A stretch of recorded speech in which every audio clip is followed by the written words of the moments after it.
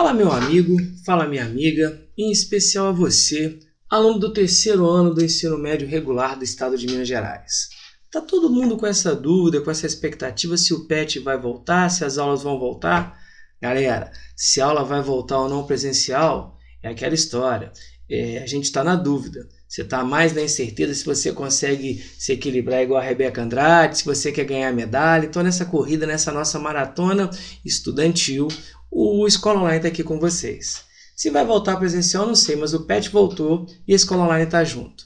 Tá? Então eu, professor Matheus, professor de História, venho aqui começar o que a gente chama do volume 3, o módulo 3, que seria equivalente ao terceiro bimestre.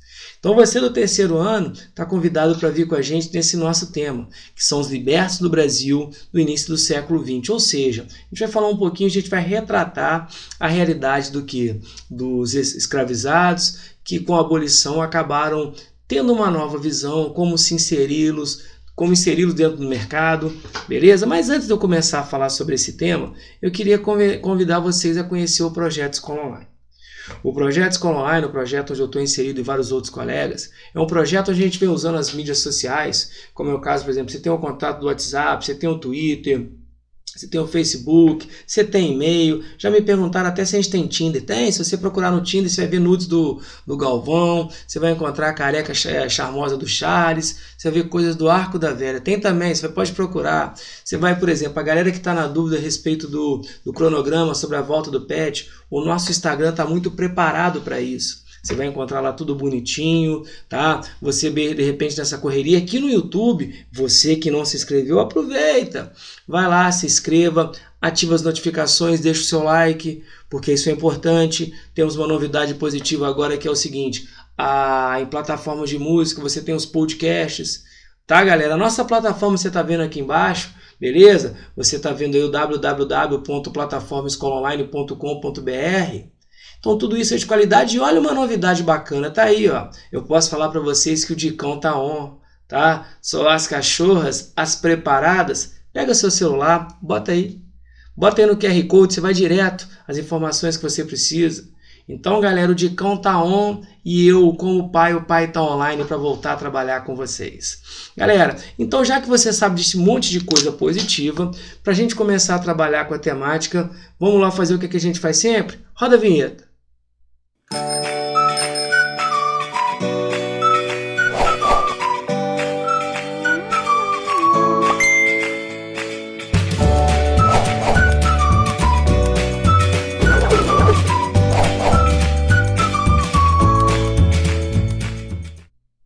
Bacana, né? Então vamos começar a trabalhar. Bom, eu optei em trabalhar, você que de repente está com o seu material, você tem um texto, galera, falando sobre a questão da transição, é um texto bem bacana, e eu falei, bom, não vou ficar reproduzindo aquele texto todo, só para a gente fazer um breve comentário.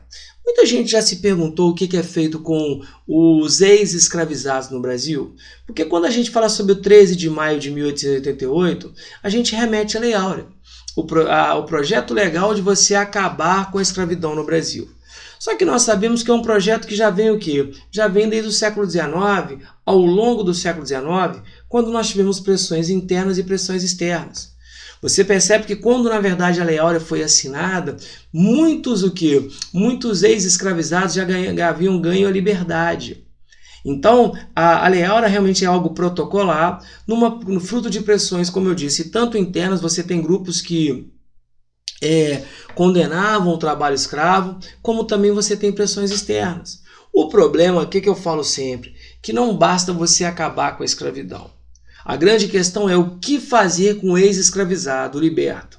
E nós sabemos que o Brasil entra numa vibe muito negativa de embranquecer a população, naquela vibe europeia de que vamos fazer um embranquecimento, branqueamento da população, isso acaba sendo muito imbecil. E aí você começa a entender um pouco do quão perigoso é para a nossa história a questão do preconceito. Mas vamos lá. O que eu coloquei para vocês, gente? Leia o texto a seguir para resolver as questões 1 e 2. O que esse texto está falando, galera? Fim da escravidão. Migrações e imigrações. A aurora do regime republicano, então vejam, né? Quando a gente fala da proclamação da República, o 15 de novembro de 1888, 1889, ou seja, um ano após ter sido assinada a abolição da escravatura, o Brasil deixa de ser império para ser o que? Uma república. E quando você fala da ideia da república, você trabalha com a construção da ideia de modernidade. Então a aurora do regime republicano dava-se em meio a transformações demográficas e sociais. As cidades começam a inchar, muita gente começa a sair do campo e para a cidade, que liberavam populações e franqueavam novos destinos geográficos. As esperanças de sobrevivências de muitos velhos e novos brasileiros. Ou seja, repara que quando eu falo desses novos brasileiros, eu estou falando de quem? Desse liberto, que agora começa a conviver com a população pobre, com aquela população excluída. E eu falo da carência de uma política pública por parte do Estado. Porque o governo federal poderia muito bem, então as pessoas que hoje condenam cotas, você tem que lembrar que desde muito tempo o governo ele comete falhas em excluir, em rejeitar essas camadas marginalizadas. Mutações difíceis, todavia. As grandes cidades surgiam no horizonte como espaço das novas possibilidades de vida, do esquecimento das mazelas do campo, da memória do cativeiro. Então, ou seja, aquele que de certa forma ganha sua alforria, ele quer sair daquele passado de escravo, de escravizado e buscar uma nova vida. Novos habitantes, vindos das antigas senzalas e casebres do interior do país ou dos portos estrangeiros, vejam, você está misturando aqui o liberto, você está colocando o imigrante que está vindo naquela vibe de substituir a mão de obra escrava desde o século XIX, na lavoura cafeeira, somavam seus antigos escravos, forros, os libertos e brancos pobres, que já inchavam as cidades imperiais. O forro é aquele que é o forreado, tá, gente? E junto a eles, aprenderiam a sobreviver na instabilidade que marcaria suas vidas, também em seu novo habitat. Movimentar-se-iam, todos eles, pelas ruas alvoroçadas, em busca de empregos e de tetos baratos para abrigar-se. Por quê? Porque eu estou livre? Livre para quê? Aonde? Quem vai me aceitar? Tanto é que você tem um imigrante que já vem para substituir. Então, entre você contratar, salariar o quê? Um imigrante branco europeu e pagar um negro ex-escravizado, você vê uma exclusão. Então, essa galera começa em busca de um emprego, de um lugar para morar, num deslocamento contínuo que fundia vivências, experiências, tensões e espaços. É um texto bacana e que mostra exatamente o seguinte, né? O que está acontecendo? Resolveu-se o problema simplesmente você dar uma canetada e acabar com a escravidão? Vamos lá. Então é o seguinte, galera. Segundo o texto, quem eram os novos habitantes das cidades? E o que eles procuravam? O que ele está falando desses novos habitantes? Tá? Quem seriam esses novos habitantes? Galera, eu coloquei como sugestão de resposta o seguinte. Os novos habitantes que a gente está vendo aqui são basicamente esses negros libertos, os ex-escravizados, tá? E os imigrantes que também estão chegando aqui como alternativa para substituir. Só que muita gente tem que dar conta que a primeira leva de imigrante que para cá vem, os caras vêm, gente, para substituir o escravizado, perdão. E está muito no imaginário da população que trabalho braçal era uma coisa indigna.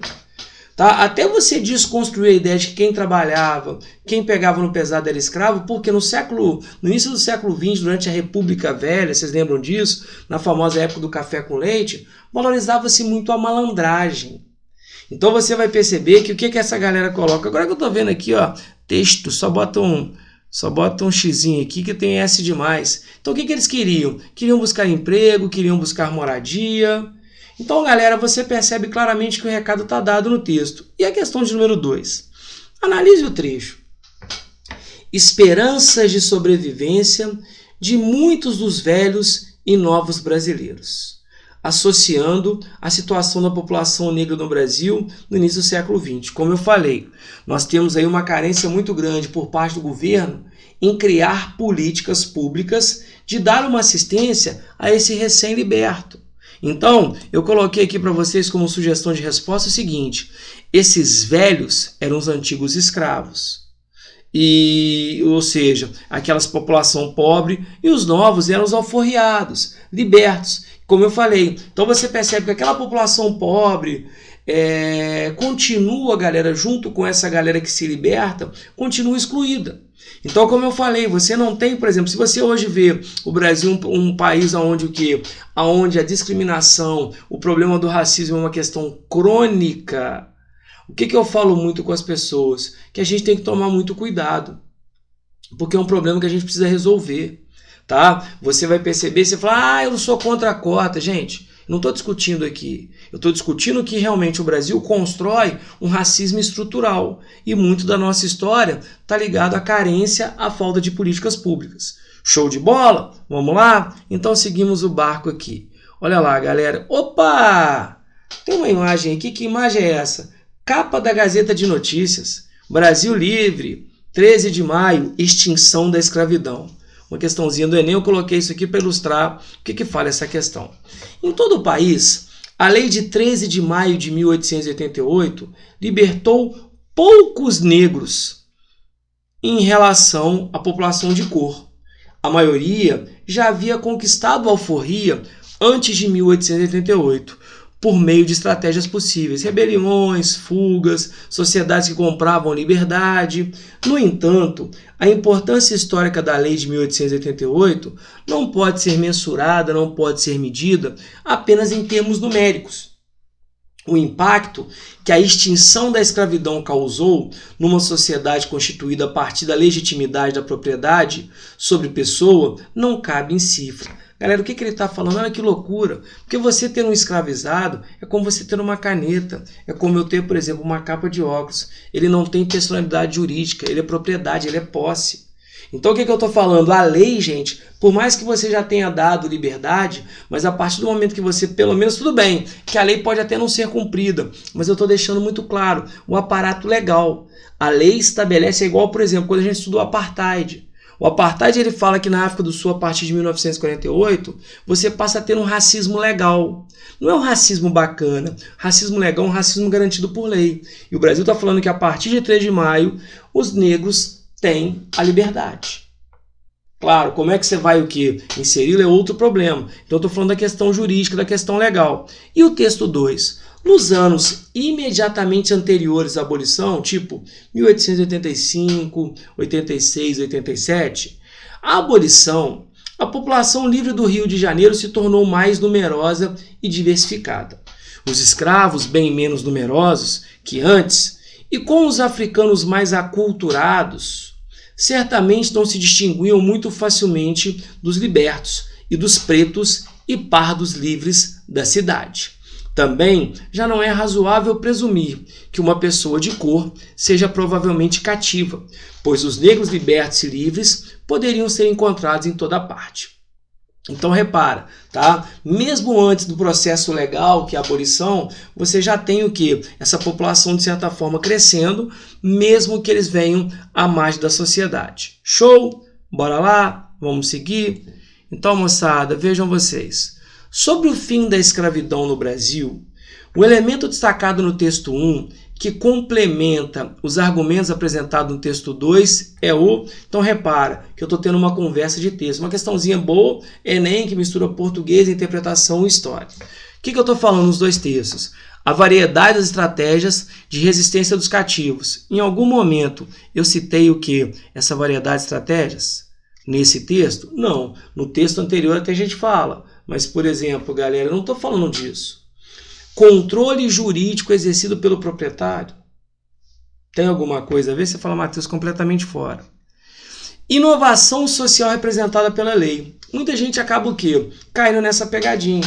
O que a lei está falando? Ela está fazendo? Ela está libertando o escravo, o escravizado. Mas, gente, libertar o escravizado representa mudar a sociedade? Não, porque ele continua pobre, excluído. Então, por mais que a lei fale de libertação, eu não trago o quê?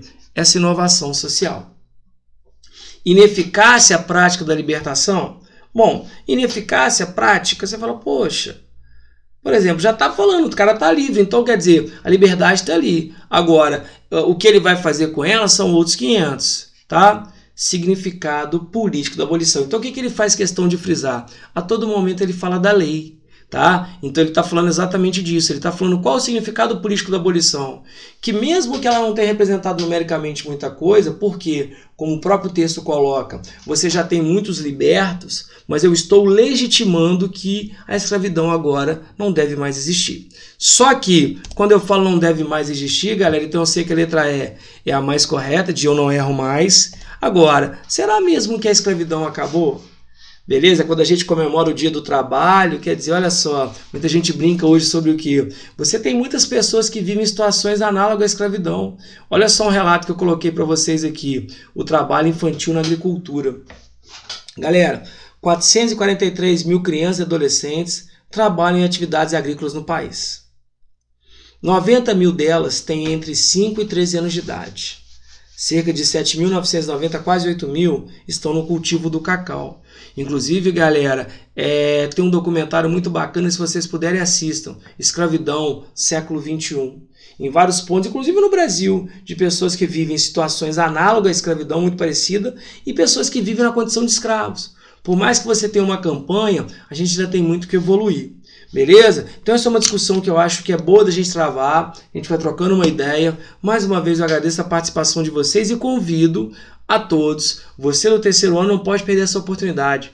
Vem com a gente no nosso projeto Enem, o projeto Eu Não Erro Mais. É um projeto onde a gente está colocando semanalmente, gratuito, aulas ao vivo, com vários professores, com material disponível para você que está à beira da prova. Estamos pertinho, estão batendo agosto aí, ó. Provinha chegando em novembro, então vem com a gente.